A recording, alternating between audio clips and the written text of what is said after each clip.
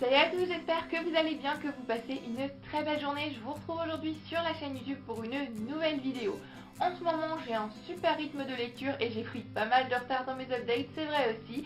Alors aujourd'hui, je vais remédier à tout ça et vous parler de mes précédentes lectures dans une vidéo update. Exceptionnellement, comme je vous le disais, j'ai pris un petit peu de retard et je lis pas mal en ce moment. Donc je ne vais pas vous parler de 3 livres comme d'habitude, mais de 4 livres. On va donc commencer sans plus tarder pour éviter que cette vidéo ne soit interminable. On commence avec le premier livre dont je voudrais vous parler. Il s'agit du tome 1 des Autodafeur. Mon frère est un gardien, écrit par Marine Carteron, publié aux éditions Rouergue dans leur collection de Wado. Alors pour vous résumer ce livre, c'est assez compliqué, c'est un premier tome, mais c'est le genre de livre, je pense, il faut pas trop en savoir avant de se plonger dedans. Donc je vais essayer de vous en dire le minimum sans trop vous en dire pour que vous en ayez juste suffisamment. Je vais faire de mon mieux. Dans ce premier tome, on va suivre le personnage d'Auguste qui a une vie assez normale. Il vit avec son père, avec sa mère qui est prof dans le même collège que lui et ça lui fout un petit peu la honte parfois. Il a également une petite sœur qu'il aime énormément qui s'appelle Césarine, qui est autiste atteinte du syndrome Asperger, ce qui veut dire que malgré le fait qu'elle vit un petit peu fermée dans son monde, elle est plus intelligente que la normale. Elle va pas à l'école, elle va dans une institution spécialisée et voilà, sa vie va un petit peu tranquillou jusqu'au jour où cette dernière va basculer quand son père va mourir dans un accident de voiture. Il faut bien mettre entre guillemets accident puisqu'on va très vite apprendre, et Auguste également, que son père n'a pas vraiment été tué dans un accident, il a plutôt été assassiné, un accident volontaire on va dire, par une troupe appartenant à un cercle assez secret, assez mystérieux. Et c'est à partir de ce moment-là qu'Auguste va découvrir une toute nouvelle facette de sa famille et apprendre que lui aussi a un rôle à jouer. Il va donc devenir un autodafeur et avoir une mission capitale. Voilà, je ne vous en dis pas plus pour le résumé, c'est un livre que j'ai vraiment énormément aimé. Dès les premières pages, j'ai ouvert le livre et je me suis dit, je sens que ce livre va être génial et je sens que c'est le livre qui va me plaire à coup sûr. On a une histoire vraiment très originale qui est amenée par Marine Carteron et une histoire qui va parler de livres, donc bien évidemment ça c'est un combo qui me plaît toujours, un livre qui parle de livres, qui parle de la passion pour les livres et encore plus dans ce premier tome que j'ai vraiment beaucoup aimé, avec des personnages qui sont très attachants. C'est un livre qui est très addictif. Une fois qu'on le commence, on est obsédé par l'envie de savoir la suite, c'est assez dingue. Auguste est l'un de mes personnages préférés, si ce n'est mon personnage préféré. Il a un humour incroyable, ce livre m'a fait rire aux éclats. En plus de ça, il a des références très actuelles que l'on comprend très facilement. Et je trouve que le fait de comprendre toutes ces références, ça m'a rendu encore plus proche de ce personnage que j'aimais déjà énormément. Parce que c'est vrai que quand on lit un livre et qu'on comprend pas les références, on dit bon bah, d'accord. Mais là, ça a amené quelque chose en plus, c'est des références comme je le disais vraiment très actuelles. Il y a du suspense et il y a une très belle relation fraternelle comme je le disais. Auguste aime énormément sa petite sœur et sa sœur, même si elle a une manière assez étrange de lui montrer, eh bien aime énormément son frère aussi. Et cette relation fraternelle m'a beaucoup touchée. C'est un livre qui est assez chargé en émotions, je dois dire, d'autant plus qu'on a une réflexion assez importante sur la mort, sur le deuil, etc. Puisque cette famille a quand même perdu, que ce soit un fils, un beau-fils, un mari, un père. Et on ressent vraiment toute cette réflexion sur ce lourd sujet sans pour autant tomber dans le triste, dans le pathos. Parfois c'en est même drôle puisqu'ils vont traiter de ce sujet avec humour mais à la fois avec tellement de vérité. On va se dire ah oui c'est totalement vrai, mais en étant plié de rire parce que la manière dont c'est amené, ça rend le sujet drôle et ça le rend beaucoup plus léger. C'est vraiment pas un livre qui va tomber dans le pathos, même s'il y a des moments où j'avais un petit peu ma gorge qui se serre, notamment à la fin avec une fin de fou, une fin énormissime où il se passe tout un tas de trucs. C'est complètement dingue, ce livre est dingue, ce livre est génial, ce livre il faut absolument que vous le lisiez, c'est vraiment un énorme coup de cœur. On a tout un panel de personnages avec des psychologies vraiment très bien développées. On voit que l'auteur a vraiment travaillé là-dessus. Et ce livre c'est tout simplement un bijou, c'est une lecture coup de cœur, j'ai absolument adoré.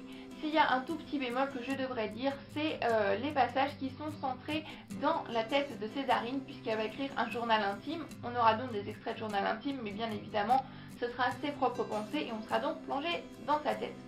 Comme je le disais, Césarine est atteinte d'autisme et du syndrome Asperger. Elle est donc plus intelligente que la normale, mais elle a cette habitude dans son journal intime de tout expliquer, de tout développer, de tout analyser, etc. Au début, je trouvais ça assez mignon, assez attendrissant, assez original même.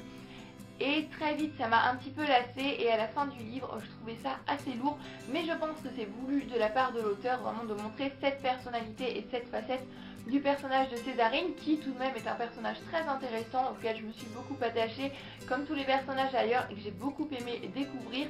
Je pense que le deuxième tome promet d'être pas mal aussi et j'ai hâte de poursuivre cette saga. Et ensuite enchaîner avec un très petit livre, il s'agit de Beefsteak de Martin Provost, paru aux éditions Phébus.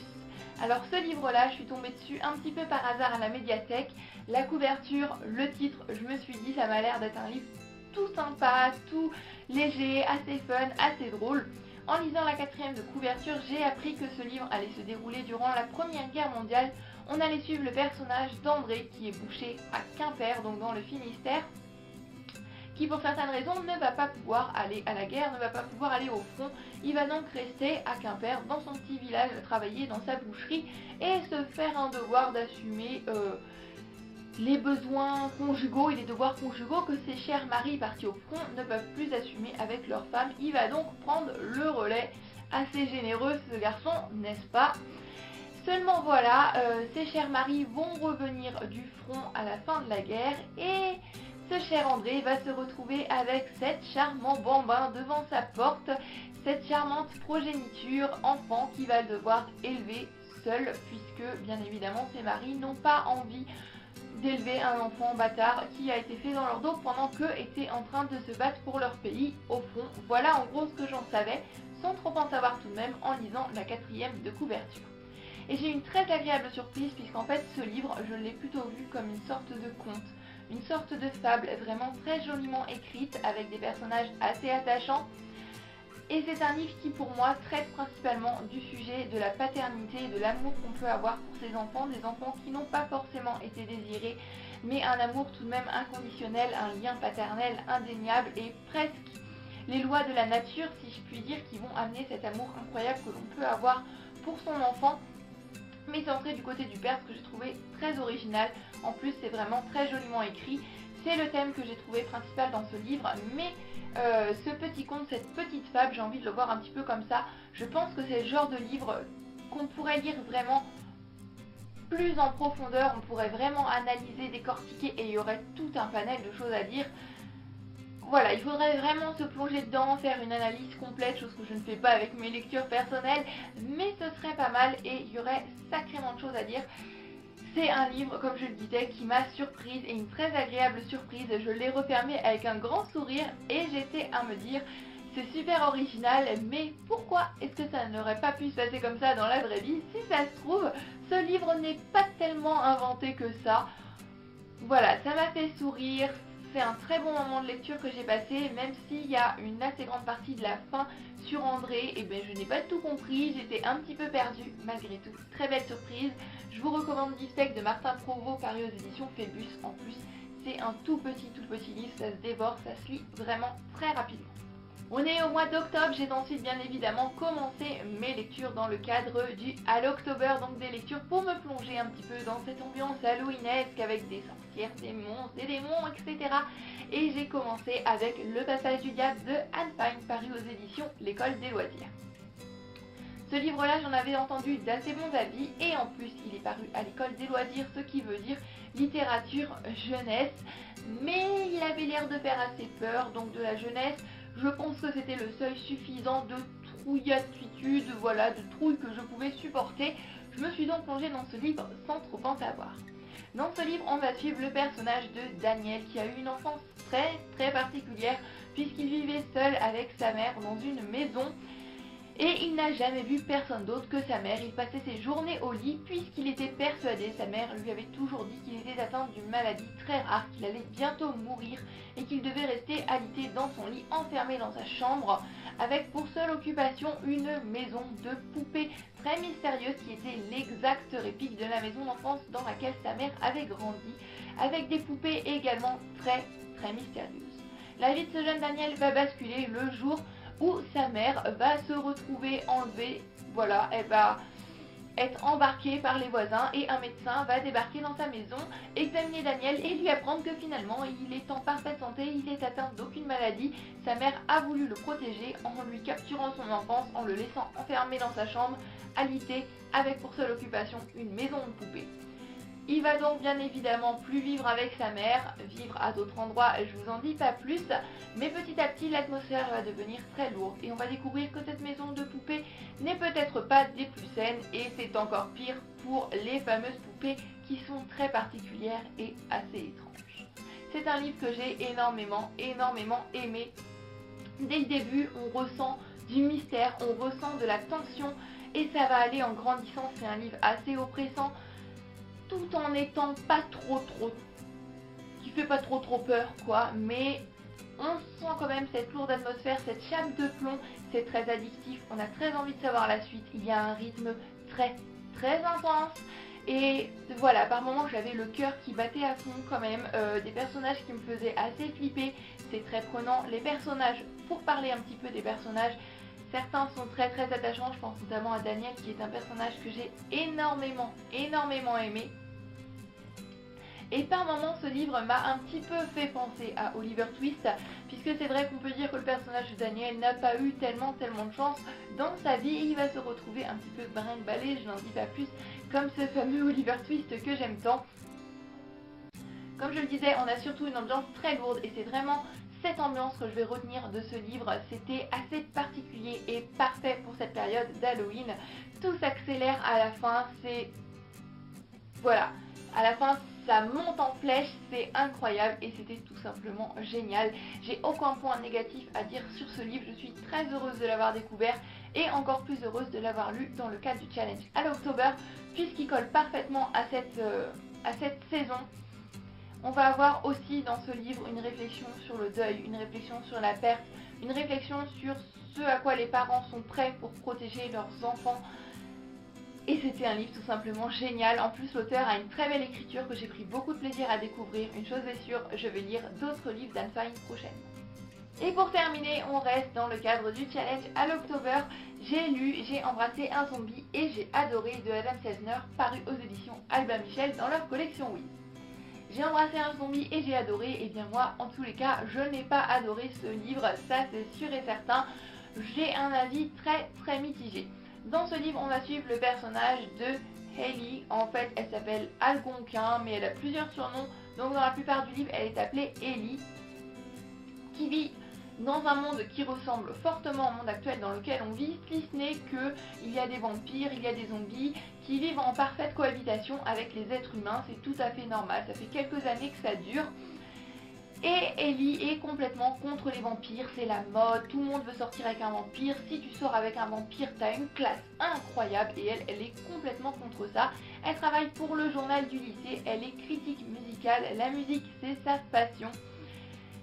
Et c'est grâce à ce journal, c'est en allant faire une critique qu'elle va rencontrer le personnage de Doug. Elle va tomber dès le premier instant éperdument amoureuse de Doug sans savoir qu'il s'agit d'un zombie. Pour Ellie qui est complètement contre toute relation avec des créatures surnaturelles, ça va s'avérer un petit peu compliqué. Alors ce livre, comme je le disais, j'en ai un avis complètement mitigé. Dès le début, je me suis dit oulala, je sens que ça va pas tellement me plaire. Déjà avant même de le lire, je pense que je partais avec un tas de préjugés. J'avais peur de tomber dans une sorte de romance un petit peu gnangnan avec des créatures surnaturelles, comme on a déjà vu des tas de fois pendant pas mal de temps. À certains moments, je me disais que c'était assez sympa. C'est un livre qui se lit, hein, je veux pas dire le contraire, ça se lit. C'est un moment détente, c'est pas complètement nul. Ça peut totalement plaire à certains, j'en suis consciente. Pour ma part, ça l'a pas vraiment fait. Je pense surtout parce que le personnage d'Ellie est un personnage qui m'a agacée. C'est une jeune fille un petit peu je sais tout, je vaux mieux que tout le monde, tout ce que je fais c'est mieux que tout le monde. Et ce genre de personnage a le don incroyable de m'horripiler comme pas possible. Donc dès le début je me suis dit oulala, Ella et moi on va absolument pas être copines, et ça n'a pas loupé. Je me suis attachée à ce personnage que vers la fin du livre, de par les événements qu'elle vit.